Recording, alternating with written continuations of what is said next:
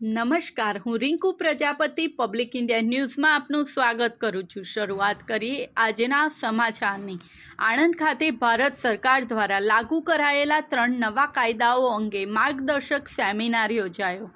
આણંદ જિલ્લા bar association દ્વારા યોજાયેલા સેમિનારમાં જિલ્લાના વકીલોને માહિતગાર કરાયા। ભારત સરકાર દ્વારા જૂના કાયદા આઈપીસી, સીઆરપીસી અને એવિડન્સ એક્ટને રદ કરીને તેની જગ્યાએ 3 નવા કાયદા અમલમાં લાવવામાં આવ્યા છે।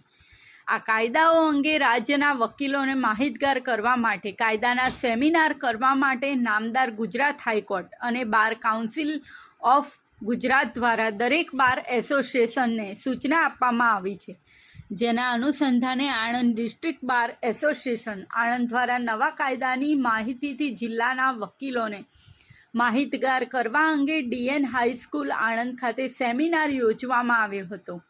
આ સેમિનારમાં ગુજરાત રાજ્યની વડી અદાલતના નિવૃત્ત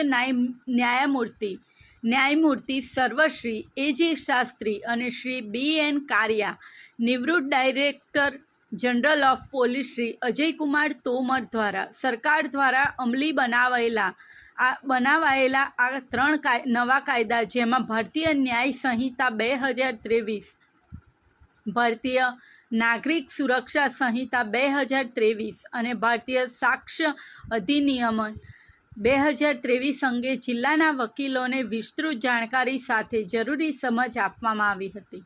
આ સાથે આજના સમાચારને અહીં સમાપ્ત કરીએ છીએ।